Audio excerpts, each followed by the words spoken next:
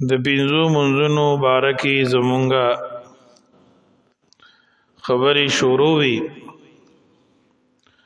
د ماسپښین د منځ بیان او ذکر مونږ کړو. اوس د مازدیګر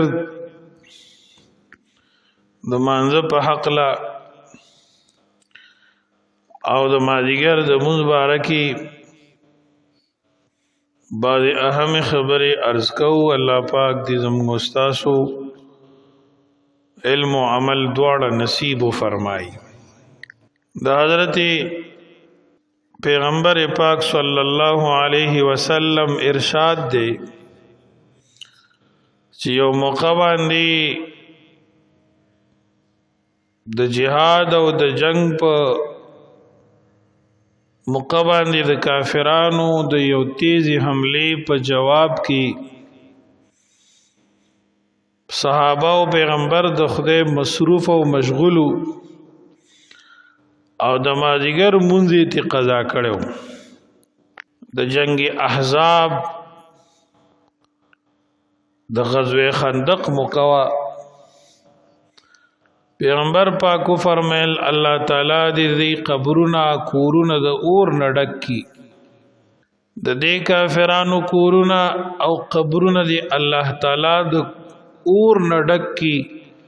مونږه د مازیګر د مانځه نه اوېستو مشغول کړو د مونځ نه غوړه مونځ نه چې د مازیګر مونځ دی. نو رسول الله صلی الله علیه وسلم د مازدیګر مونځ ته غوره مونځ ویلی دی لکه څنګه چې الله تعالی ورته غوره مونځ ویلی دی. الله تعالی قرآن حکیم کې فرمایي حفاظت او لحاظ ساتي د ټولو مونځونو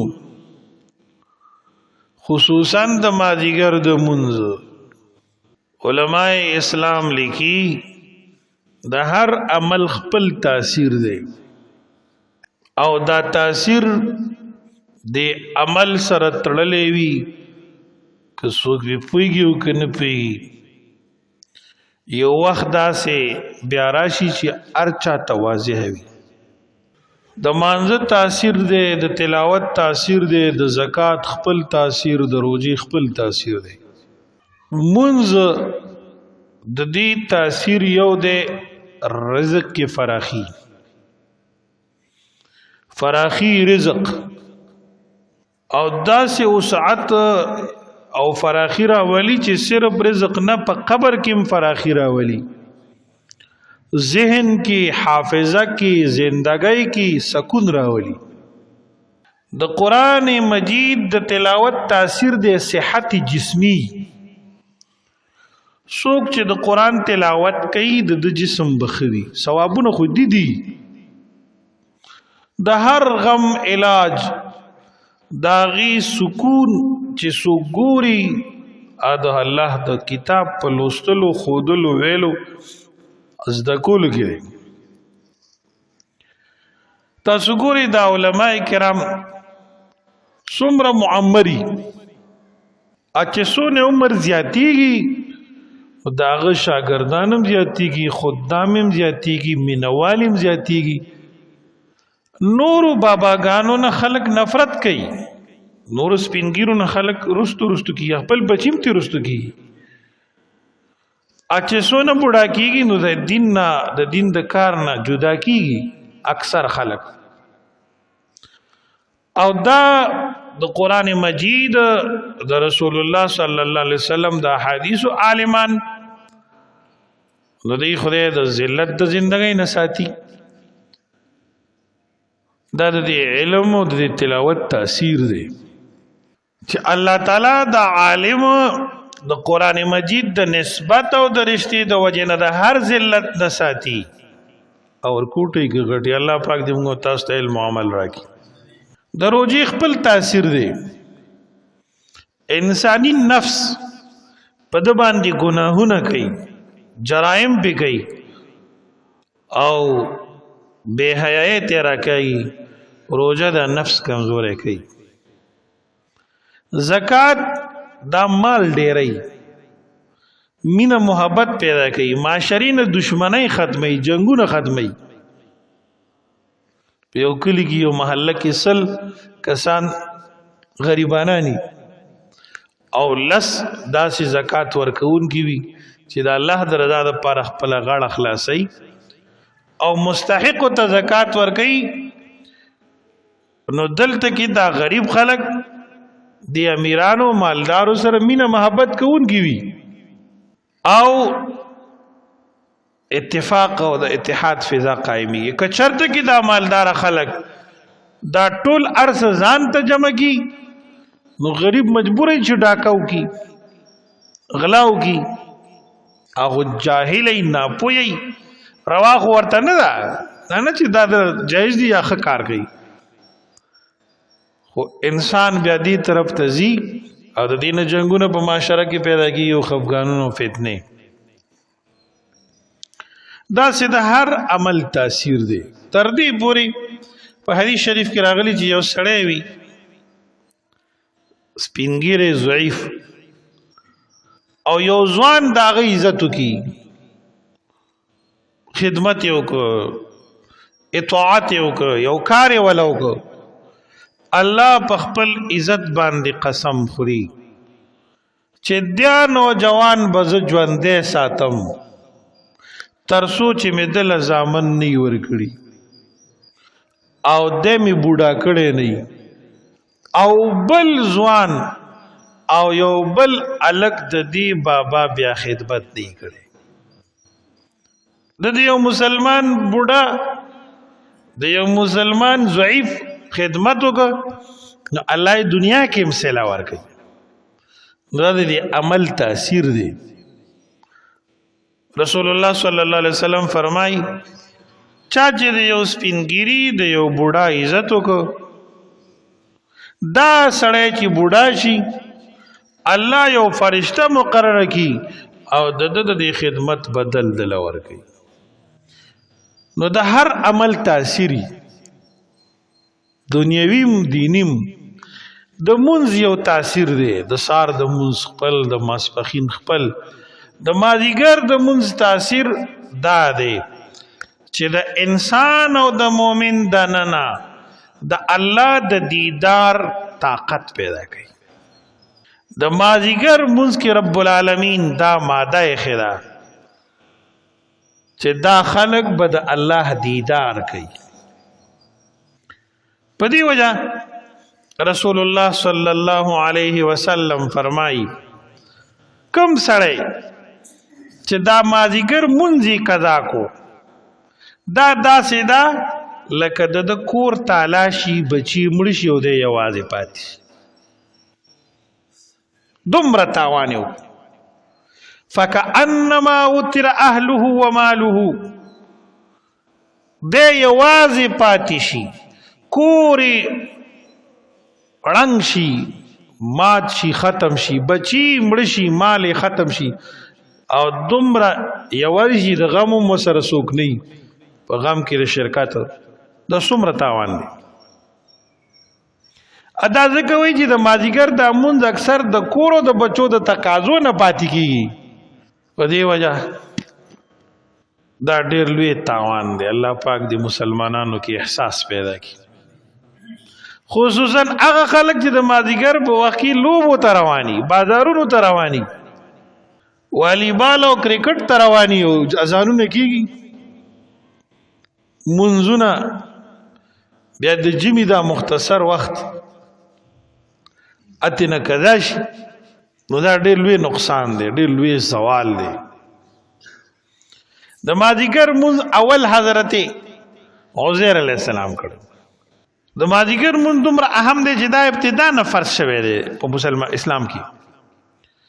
د پنځو منځونو نه مخکې دوه منځونه فرض وو، د سحر منځ او د مازیګر منځ. ابتدای عصر د عزیر علیه السلام نه راغلی ده.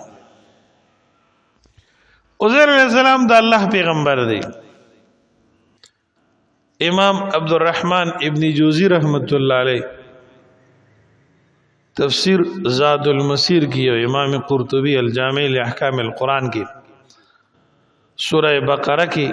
او کالذی مر علی قریہ وهي خاویة على عروشها د دې آیت په ذیل کې د واقعه لیکل عزیر علیہ السلام ته الله تعالی فرمایل چې د فلانی ځای ته تبلیغ د دین ته لاړ شه. عزیر علیہ السلام روان شو وسره خپل یو سورلی وا خر پاغي باندې کتر واچولا د لاري خرچ امرا واغست ګورو زيتونو انځر دا کتابونه تفسیر لګي چې دا په لار خورم یو پچای کې را واغست په دې سورلی باندې ناشته د بیت المقدس په خوا باندې تیری بیت المقدس چې وی قتل دا ټول آبادی بخت نصر ظالم تبا کړي و ټول کورونا او آبادی او خارې اړنګ کړو. یوسف سلام ځان سره وای چې الله پاک بادام را ژوندۍ کوي دای کې بمسا اچي او دی بم را پاسی حشر به کیږي ژوندۍ کیږي با خو چې دا بسنګي په دې سترګو مې کتلې د باز بعد الموت قائلو خدای خیالو چې دا بسنګي چې په دې سترګو مې کتلې چې خیت مینان مې راشي نو الله پاک جل جلاله اومغه کې دی وفات شو د سحر وخت روان دی ورځ شروع ده نور ختلې دی سل کال باغ ځای باندې پروت ادم مازیګر زیړې دی نیم نور پریوته دی نور پریوتو ته نږدې دی داسې وای یا دیني مفسرین وی نیم پریوته دی نیم نه دی خو ورځ سې پاتې وا دلته الله دوباره را ژوندې کو الله پاک ژوندو لژوند ورکي کنه ورکي او چې څوک ژوندې چا ژوندې کړی او مرګ څوک راوړي دا خو الله اختیار دی الله پاک قبضه ده. عزیر علیہ السلام ته الله تعالی دوباره ژوند ورکو سل کاله بعد د چې کله وفات کېدو په دغه ځای کې د امتحان په تور مرګ دی د اجل نه دی دا ځکه د اجل مرګ چې یو ځل راغی بیا دوباره ژوند نشته دې ته امتحاني موت وایي یا معجزانه طور الله یو معجزه ورکړه نو دغه وخت کې د زندگی 40 کاله تیر شوی او 20 کالو زوی په کور کې د عمر 40 کالو او د زوی عمر 20 کالو پورا 100 کال د وفات وو 100 کال بعد الله تعالی ژوندې کو د سره چې کوم سورلی وا خر هغه مړ شوی خاورې شوی اډوکی په خوا کې اډوکی پراتو الله تعالی وتو فرمایل زما قدرت وګوره اول د اډوکی را جوخ او دا وجودی را غون شو صاحب کې واچول شو د مخې ته الله پاک جل جلاله د ژوند ورکو او په دغه چې الله پاک سا واچولا نو د سواروي ته د سوارلې ته ګوري خردا دا اډو کی وانظر الى العظام كيف ننشزها ثم نكسوها لحما دا وجود خو نور صحیح سالم وکنه صاحب کې نو الله پاک سا واچولا او دا سورلی چې دا غي اډو کی الله را یو ځک را غونډې کړل وخه پوسټ کې نظام برابر صاحب کې واچولا خر ژوندې شو چغه واله بغیر چغه خدای وخت نه دیریږي بس بل چغه واله حضرت سلام حیران شو بل قدرت تو ګور بالای قدرت بالای قدرت اده سره چې کوم خوراکو سل کاله کې پاغه کې فرق نو راغلی اغه انګور یا زیتون یا انځر ارس چیو لم يتسنه استغیر بګی نو راغلی عزیر علیہ السلام وکتل آبادی دا نظام دی اغه دې مو کده چې آباد دی پس ورلای باندې کیناستو او خپل قوم تراغه چراغه چانه پیژن دا الله قدرتونه ګورا دې چې کله را بیدار شو الله ته تاسو کو کم لبستا سونه وخت دلته تیر کو هغه وی لبستو یومن یو ورځ به می تیر کړی سرکارو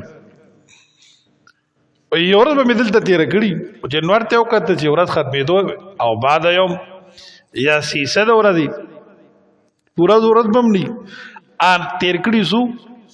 سل کاله الله رب العالمین و تو فرمل بل لبست 100 عام سل کاله دې کې تیر کړی فانظر الى طعامك وشرابك لم يتسنى وبو ته وګوره د خوراک شي نو ته وګوره استغیر پکې نه راغله وانظر الى العظام كيف ننشزها ثم نكسوها لحما د سورلې دی اډوګو ته وګوره څنګه مونږه دارا غونډو بیا به واغوندو دي ته وخه فلما تبين له قال اعلم ان الله على كل شيء قدير کله چې ته دار څخکارا کړو خمي یقین راغی چې الله پارس قدرت لري پستر ګوندولې چې کور تراغه کلی تراغه خلکو نه منل چې دا عزیر علی السلام دی وې تاسو کې وې زه عزیر ما چانه پیژندو سل کاله کې ډېر وخت د زویو هغه د نه مشرو ځکه چې خو د شلو کالو او سل کاله په ورواچو نو د شپږ شلو کالو او د له سلويختو دی هغه کم پلار دی چې زوی ته مشر دی ځکه د چې کله وفات کېدو دغه دی کې نو د بچی عمر شل کالو عدد سلويخ کالو سل کال الله دې مړ ساته د ژوندۍ ولاړه وا او د زوی ژوندۍ خو زیاتې ده ا د شپږ شلو کالو پلار د سلويختو کالو دا قدرتونه عزیر علیہ السلام قتل د الله شکریا دا کل پر سلور رکعت منځو د مازیګر په وخت کې اوس مونږه د مازیګر سلور رکعت منځ کو کنه الحمدلله دا د حضرت عزیر علیہ السلام ابتدا عزیر علیہ السلام چې خپل کلی علاقې دراغه نو چار نه پیژني یو بوډه خدوا اغه تچاوي چې عزیر علیہ السلام پیدا شوه دی و یا داسې یو کسو خسړیو مونږ ورک شوه دی ډیر مو دوش په پته دی ا پیدا شوه دی و یا وی تاسو مال راولې زی پیژنم تاسو یې نه پیژنئ د عزیر علیہ السلام د زمانه و هغه دی حضرت عزیر علیہ السلام ته وې د تاریخ او د اخبار او د تفسیر پر روایتو کې راغلي دي چې ته کرشتیا عزیر علیہ السلام نو دا غي نه خوا نه خداوا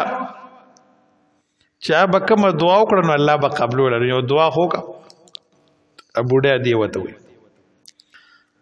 ایسا دعا وکم دعا وکړه چې الله ما پیغله کی سبحان الله چې بیا پیغله شمه دا غوته چې خپل وجود قدر د سره نشته عزیر السلام ته دعا وکړه بیا پیغله شو سبحان الله مستجاب الدعوات کنه کرامت او معجزه وې دي چې عقل نه مني چې عقل یې مني د ټکنالوژي وایي پېښوي کنه چې کوم ځای کې عقل کار نه کوي الته کرامتي ښه چې عقل رسیدو ا ټکنالوژي دا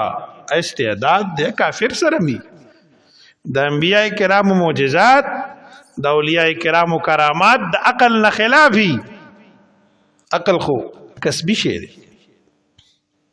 بعد خلق دا کرامات او معجزات اوري وې زما عقل نه منستا په عقل کې مچاز یو کم تا کس عقل لے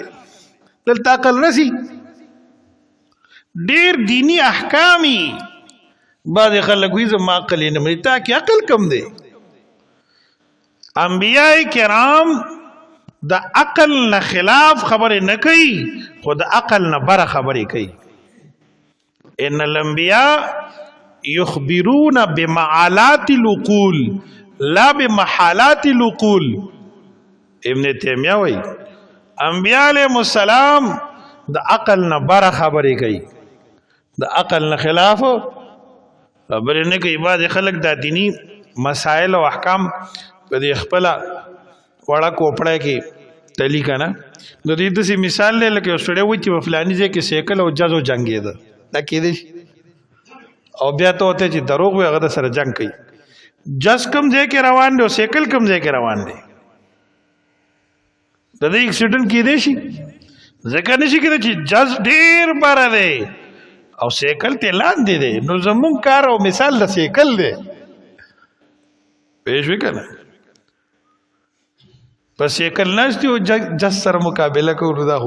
حمق دی بیوقوفتیا ده هغه دی وی دا عزیر علیہ السلام دی و یو بل نه خیموا هغه داوا چې عزیر علیہ السلام ته تورات په یادو حافظ التورات دوی ما ته یاد دی وته ورول نو د دې ظالم بادشاہ د یری نه چرته محفوظ کړو تورات ته قتل چې مکمل و تورل يهوديان ډېر بیا عقل قوم دی اوسم مخکې مو بیا هم کما کلی الله دې دنیا پاکه کی تاسو امين نن سبا ته اسرائیل وای کنه هغه ودا د خدای زوی دی هغه معجزه هغه کمال چې د الله د توحید دلیلو د الله پاک د یووالي دلیلو د خروت سره جوړ کړ اسرائیلیان يهوديان په ټوله دنیا کې سپیره خلک د مذهب نه علاوه د دنیا په ستم دومره مردار خلک چې د خنزیر او د سپینه دومره مردار بوی نه دي سمره چې يهودي نه دي ډیره د غم خبره چې زما هر نوجوان زما هر ځوان مکمل طور د هغه په هر کار باندې پاک مړ دی د اسلام د خپل ثقافت خپل روایت خپل جامه امنه د ځان بد ښکاري او د يهودانو پیخي وکي خدا زمونږ واقع نه ده د الله پیغمبر پیشنګوئی کړی دا چې زما دا امت با د يهود او نصاراو کلکه تابعداري کوي په دې کې بداسي تابعدار د يهود او نصاراو پیدا کیږي تر دې چې په يهود او نصاراو کې داسې خلکو چې مور سره زنا کړي وا د امت کې هم داسې خلک پیدا کیږي تر دې کې يهود او نصارا چرته یو سړی تن نوزي د امت کې هم داسې خلک پیدا کیږي چې هغه به سړی تن نوزي اتلتتبعن سنن من كان قبلكم حذو النعل بالنعل تاسو به د اهل کتاب او يهود او نصارا او داسې تابعداري کوي بعض خلک لکه د سپلای او د پیزار یو تله چې بل سره برابر د مسلمان کاکا ارنګ ته وګوري الله اکبر اقبال وای شرمای يهوديان ته شرمي تاسو نه ګورئ د خلکو دی ګیرو نه جوړ کړی دا ولي کوي د دې دور د جنکو جامې دا چا وته خودلی دا چا جامې دي دا خزي چې دا سر تور سر ګرځي زمون کورونو کې معاشره کې ته ویلې چې چلو پټه په سر کا لانجه جوړه هر وخت دې کور کې جگ جوړ کړی ادي ګیرو نه الله اکبر سمره مسخره ده سمره توهین ده الله پاک دې موږ تاسو کې عقل او دانش پیدا کړي او خدای پاک دې عادلان مسلمانان مشران راکړي د دې غلامانو نه الله دنیا اسلام پاک او خلاص کړي نو د ماجیګر مون سلور رکعات ده سنت شته د ماجیګر د پاره آو سنت زائده په مرتبه د نفل کې دي د سلور رکعات فرض نمخ کې بهتر ادا ده چې سړی سلور رکعات نفل په یو سلام وکړي تلو رکعت نفل کی په یو سلام. رسول الله صلی الله علیه وسلم فرمای ابو داود شریف کی حدیث ته یو سړی چې د مازیګر د فرض نمخ کی سلور رکعاتا نفل کی اور د جهنم په دې بنده باندې حرام دی. او پیغمبر پاک فرمای کم بنده چې د مازیګر د فرض نمخ کی سلور رکعاتا نفل کی د ګناهونو نه داسې پاک شو لکه اوس چې د مور نه پیدا شي. که د سلور رکعاتو مقنوه نو 2 رکعات وکا په 2 رکعاتو باندې هم الله تعالی دا انعام مونږ تاسو ته راکړي ان شاء الله. مازیګر فرض چې کله وشو بیا نفل ختم شو، نفل منځونه بیا نشته. دی وجه نه حنفي فقها وایي چې مازیګر منځ کې لږ تاخیر کوي چې خلکو ته د نفل موقع ډېرې او د 2 فرض او ماښام او مازیګر ترمنځ چې کوم مکروه د نفل او ممنوع وخت دی چې دا کم وي. یو سړی نه جمع شوی د فرض لا د مازیګر نه دی کړي نو د نفل کولی شي، د خو لا مازیګر فرض نه دی کړي که نه، خو چې کله فرض وشو بس نفل بند. اوس د ذکر او د تسبیحاتو ټیم دی. البته قضا منځونه کولی شي، د مازیګر مونځ نه وروستو قضا منځونه کولی شي په شرط دی چې یو ډډې ته یې خفیه یي، ځکه چې مونځ قضا کول ګناه ده او ګناه ښکاره کول دویمه ګناه ده. ګناه خو هسې ګناه وي، الله دې موږ تاسو ته معافي وکړي، خو کومه ګناه چې ښکاره وي برملا وي نو هغه ډېره لویه نقصان دی وي. په دې وجه د قضا مونځ اجازت شته دی، خو که داسې ځای و چې خلک ته راتلل او هغه په تا شکې کېدل چې دلته خو نفل نشته دی څه کوي، د دې ځای نه ځان ساته. قضا مونځونه کولی شي، جنازه کولی شي، سجده د تلاوت کولی شي، نفل منه دي. البته د مازیګر مونځ کې دا سهولت هم شته چې کله نور پریوتو ته نږدې شو او ماښام لا نه داخل، اخر د مازیګر شو، نو دی وخت کې جنازه نه کېږي، سجده د تلاوت منه ده، خو د دغې ورځې مازیګرنی مونځ کولی شي سره د مکروه والي نه. د دغه ورځې ځکه دا وخت هم د دې مازیګر دی خو لږ ناقص دی، لږ نیمګړی او کمزوری دی، دې پسې بیا د ماښام مکمل وخت شروع کړي. د مازیګر 4 رکعاته فرض مونځ با جماعت ادا کول ډېر اهمیت لري. د دې اهتمام دی الله پاک مونږ تاسو ټولو ته نصیب کړي. او د مازیګر د مونځ دا تاثیر دی چې انسان کې د الله د دیدار استعداد پیدا کوي. دا به دې ځای نه سړی ځان سره وړي، هله به په قیامت کې د دیدار الهي ملوي. یو سړی به جنتي وي خو د الله دیدار نه به محروم وي، داسې هم شته، وي به جنت کې، ګناه به هم بخلی شي، خو د نورو مسلمانانو په شان د الله دیدار به نشي کولی. د الله دیدار به څنګه کېږي؟ روایاتو د حدیث کې راغلی دي چې دا ټول نعمتونه جنتیان محسوس کی ملاو شي ورته، او په جنت کې دا ټول داخل شي، زندگی چلیږي. الله پاک جل جلاله با وغواړي چې دی خپل دیدار ورکړي، نو دا دیدار الهی په دنیا کې څوک نشي برداشت کولی، په ویښه نشي کېدی. په جنت کې هم دا طاقت د چا نه وي چې د الله دیدار وکړي، نو الله به د انسانانو باندې مهرباني کوي، دوی له به طاقت روحاني قوت ورکوي. نو الله پاک جل جلاله به د جنت شراب ورکړي. سبحان الله، هغه داسې شراب دی چې دوی به ورسره طاقتور شي روحاني طور. دنیوي شراب باندې سړی نشه کېږي نه او اوتې بوتې وي الټی کوي او غول غوشیان خولې نه وباسي هغې سره به دی قوي شي روحاني طور به مضبوط شي دا ټول پیغمبران به الله حاضر کی علیهم السلام او دوی دپاره به منبرونه دوی به کیني او د دې منبر شاته به د دې پیغمبر علیه السلام امت وي انبیا علیهم السلام به مخکې وي په دې کې به الله تعالی یو منبر حکم وکړي هغه راوړلی شي هغه منبر ته مزید ویلی کېږي چې کېښودی شي الله رب العالمین به حکم وکړي داود علیه السلام دې حاضر شي